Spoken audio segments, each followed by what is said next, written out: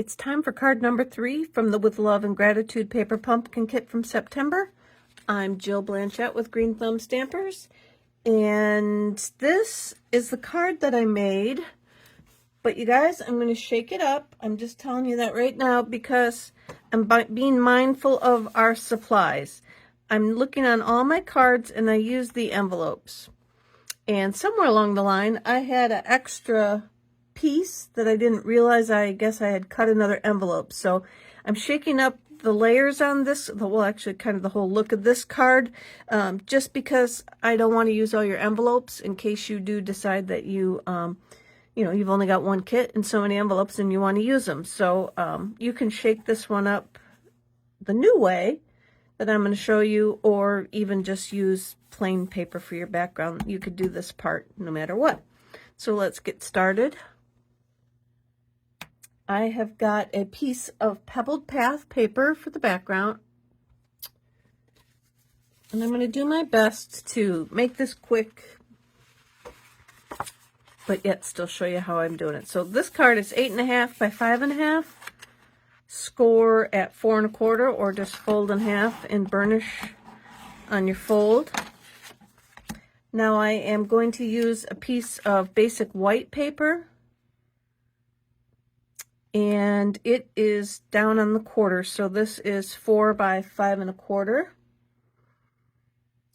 And I want to, well, let's see, because I'm going to put part of a treat box here and part of one of the cards down here, but I want to use a ribbon. So I don't, like here, I just went to the edge of the cardstock. I don't know that I'm going to be able to hold those two together. So you know what? I'm going to put the ribbon around the whole thing. Okay? We're going to improvise here. We're going to put the ribbon around the whole thing. So I'm going to glue these down. This one is, let me get my ruler, 2 3/4 by 3 3/4. How's that for reading that ruler upside down? I'm going to leave my border the same around all of them. This one is 3 3/4 by 2 1/4. And I'm going to put that one up at the top. And I don't know if you could see it on the camera, but you know, these treat boxes and the cards have score lines in them. So I'm going to cover those up on this card.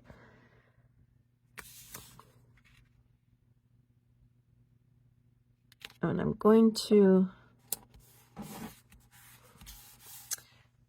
use some Pebbled Path ribbon. And I'm going to, let's see, I need about that much.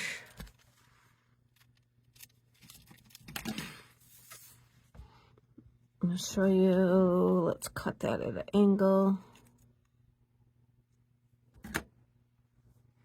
And so I'm going to make a bow. So actually this is going to be a knot. I could try a bow, but I'm just making a knot.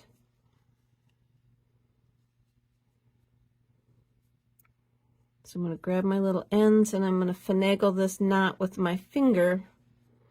I'm going to try and finagle it. I'm like turning it down as I'm pulling it tighter, because I want the pretty straight piece on the top. Tighten that down. And I want this knotty looking thing on the bottom. And then I'm going to, I want it over here off to the side. So I'm going to cut my ribbon over here so that I've got the longer piece over on the right hand side. And I cut way more than I needed, but that's okay. Let's find our middle here.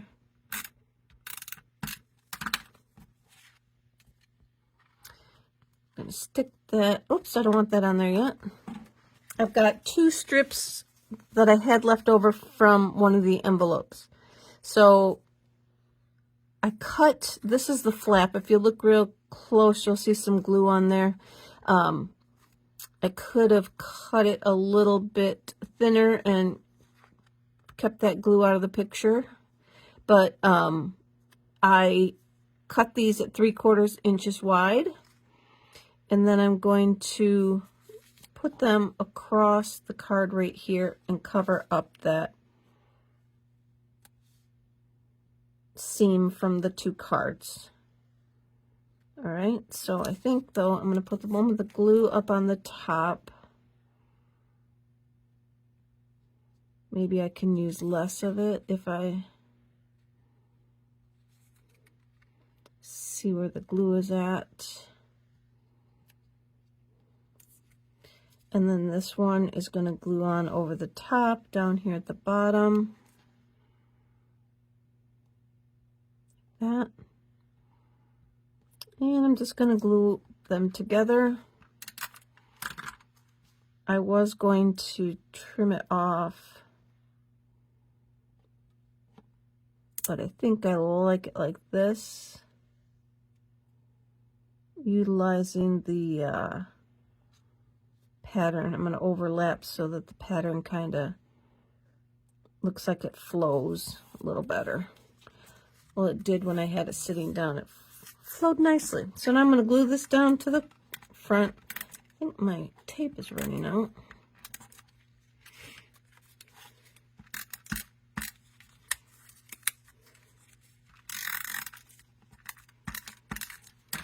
This is not where I wanted to be spending the time, because I want to show you how to do the coloring part. All right, so I'm going to glue that on. Now we will glue the ribbon down. Let's reapply some tape since it just stuck to my card. And we will glue our ribbon on right here. So maybe I'm going to go here. Wrap that around to the back. Oh, I think I want it over a little more, actually, so that the whole ribbon is on the, I'm going to move it up to the top of the blue.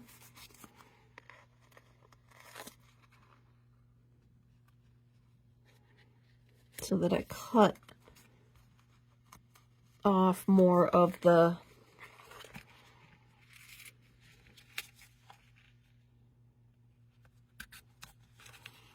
and we can just trim this off for good measure. We don't need all that on there.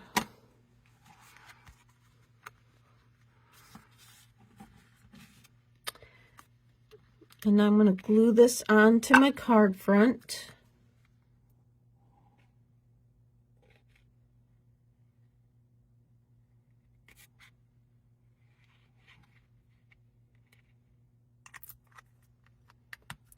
Here.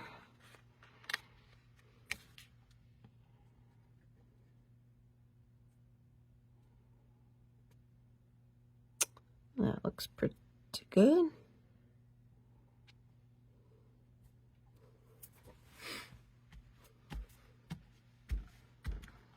Okay. I'm actually going to get my ribbon scissors and cut these off. Does anybody have like specific ribbon or fabric scissors that they don't use for anything else? I have a couple pair of these. We used to sell these, and they're wonderful. They're sharp. They're great scissors, and I mark them for ribbon only. And try and only cut ribbon with them. Okay, so now we've got this card front. Like I said, I'm shaking it up from this one, so don't look at this and say, holy cow, she's not doing anything like that. Trying to save on supplies. So now I've got a piece of the Fluid 100 watercolor paper.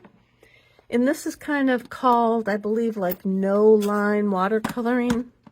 Something like that. So what I'm going to do is I've got a very light color of ink. in the seafoam, soft seafoam. I gotta find my piece of scrap paper. Here's one. I'm just gonna stamp off. Oh, you know what? I just remembered the last video I needed my foam under there to make this stamp nicely. So I tried to put it in the video caption. The foam, because these clear polymer stamps don't have any foam behind them, like the red rubber, you need to have something for a cushion underneath them when you stamp, so that you've got some like a resistance, the cushion to push down, and then that will help the ink come off better. So I've got my faint stamping done on there in the soft seafoam, and I think you can see that. Well, and then now we're just going to watercolor. We're going to take our water painter that I just filled up and brought over here, and we're going to squeeze our pad, push the lid into the base, and that'll put a blob of ink into the lid for you. And now don't squeeze a lot of water into your lid. You don't want to like dilute your ink at all. So try and keep that as dry as you can. And I'm going to come through and I'm just going to trace my lines from all of the stamping.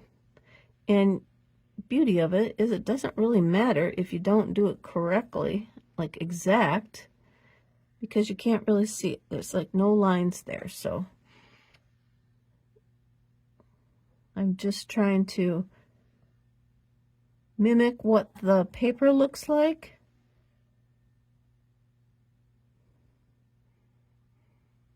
And put it down on my watercolor paper here. Let's see. I'll have to get out. Do I have a piece sitting here?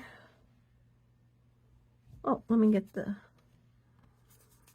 We can use this. So I'm trying to look at this and just kind of mimic that for what I'm trying to paint. Watercolor. And like I say, it doesn't matter if you're exact or not. I think I've gotten stem coming down from everything. Oh, I don't have these little stems.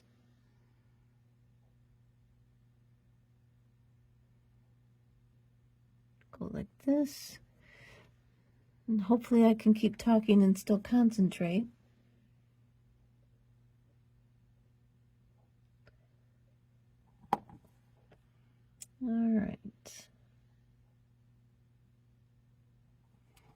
All right, so now there's my copper clay. And then it kind of looks like they go up into the bottom a little bit of these leaves. It's a little bit of a V into the, not all of them, just a couple of them in the leaf. And the leaf has a little bit of brown up in it too, so I'm just gonna barely put some in there, and I think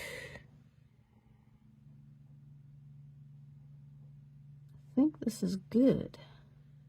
I'm gonna stop with the clay color. Clean your brush off real good. Now I'm gonna go in with the Lost Lagoon. Squeeze the lid. Now you can, you know, push out more water when you need it, which I think I might need some. Let me get that piece of scrap paper. And then if we these kind of work backwards from what you think. If you push, it kind of seems like it likes to suck the water back up. So kind of make sure your brush is clean before you push on it. And so then I'm just going to go around the leaves. And when I use the lighter color like this,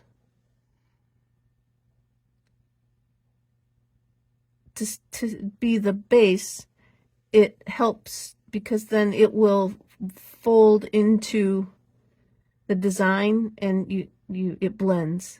So it doesn't really like show as much. I shouldn't have started at the very top till I got my feel for what I was doing this morning.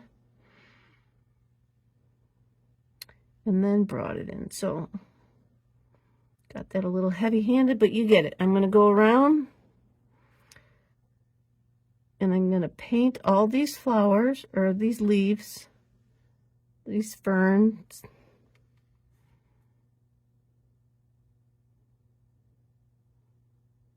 And I'm going to pause you so you don't have to watch me, and I'll come back every few minutes as I get going and show you what I'm doing next. But right now I'm just going to do all these these leaves, Lost Lagoon leaves. All right, I'm on my last leaf down here. Just trying to keep an eye kind of over here on what the shape looks like, how it should be forming. But again, it's a watercolor look, so you can shape it and mold it and twist it however you want. So just pulling in this Lost Lagoon. And then I'm going to put just a little bit of it over here on this leaf, because it does have some of the Lost Lagoon mixed in with it. Not a lot, but okay. So now I'm going to switch over to my Mossy Meadow and do my leaf, and then a little bit on the, I'm going to do this big leaf, and then I'm going to put a little bit of it in. Oh, I guess I can do it. I'm going to pull in this leaf.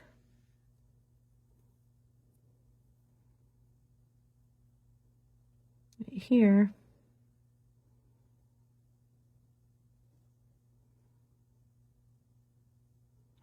Mix it in with this brown a little bit to try and pull the brown around. And then these other leaves have a little bit of the green in them as well, coming up off the base where it kind of connects to the stem mostly. But I'm going to do this and then I'll be back. All right, now I'm going to finish them up with a little bit of Pebbled Path. And I'm just going to kind of spread that throughout the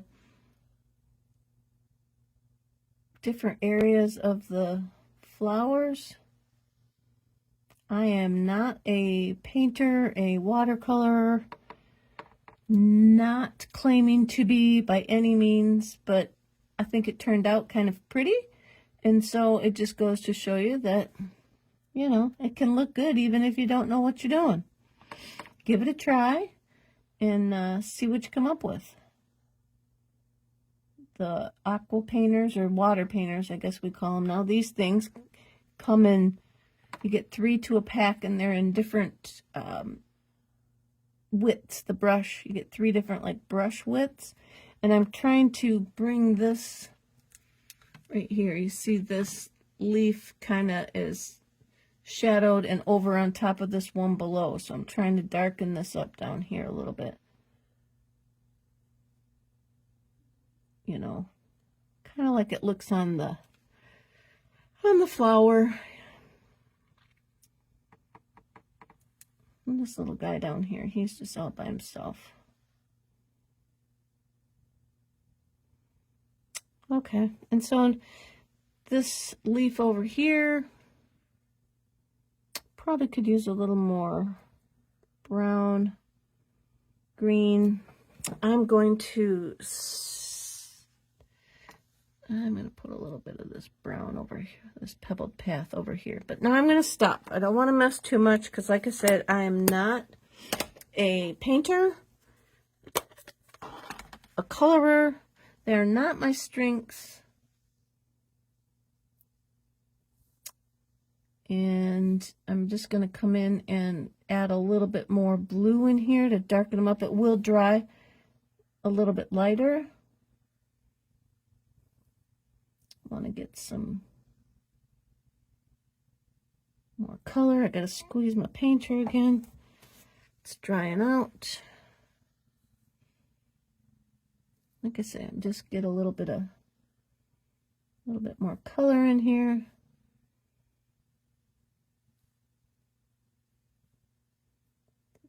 Blend that out a little bit. All right, and then I got to get the green again, and then I'll show you one final thing that I did. So now what I'm going to do is I'm going to come in, and you guys can already see what I did wrong. All these little stems are supposed to be green.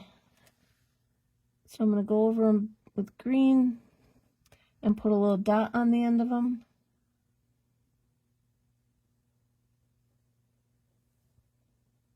Like this. Why didn't you guys stop me? Did you not see on the sample that they were not green? Boy, Jill. That's all right. You get it. You see it. You know what you're supposed to do. Don't do what I'm doing. Do it correctly.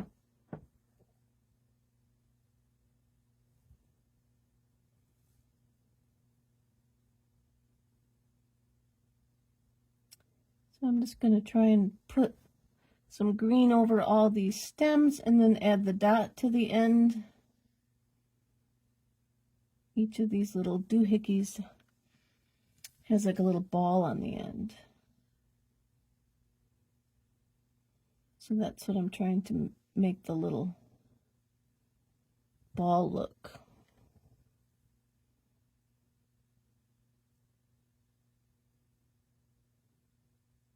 All right, I'm going to stop from trying to do this before I really make too big of a mess. So let's darken a couple of these up, and got to make the little darker ball on the end.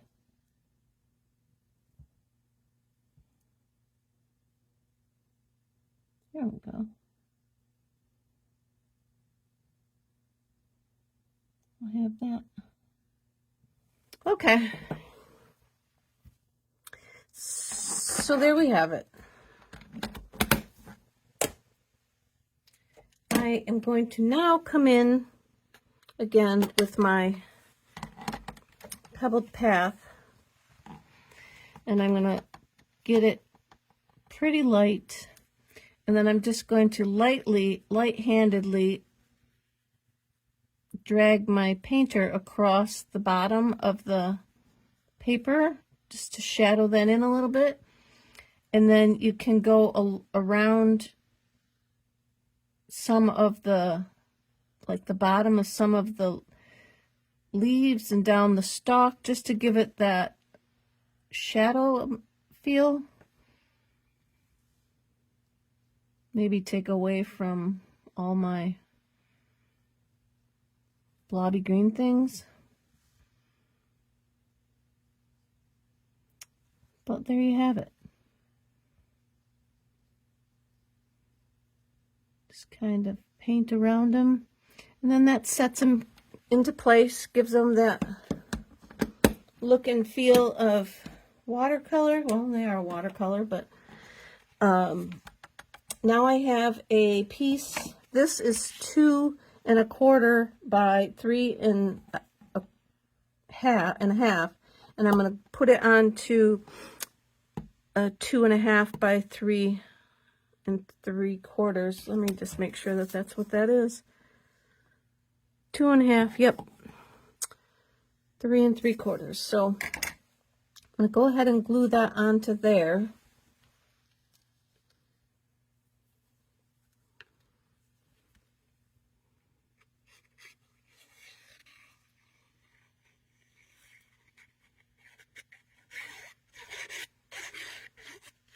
Okay.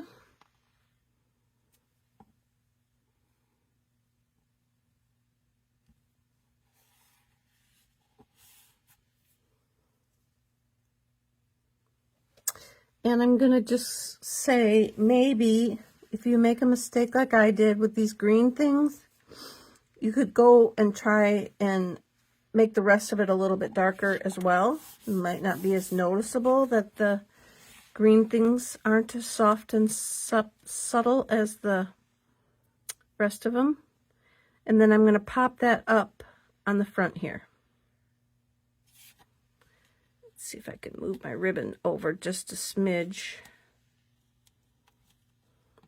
And I'm going to pop that up with some, no, I'm going to glue it flat. I got the ribbon sticking up. I'm going to glue it on flat and leave the ribbon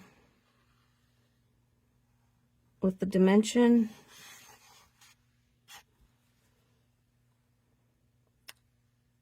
And call that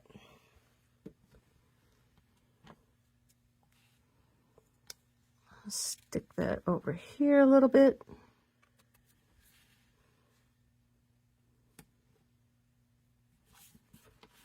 Give that a hot second to glue down.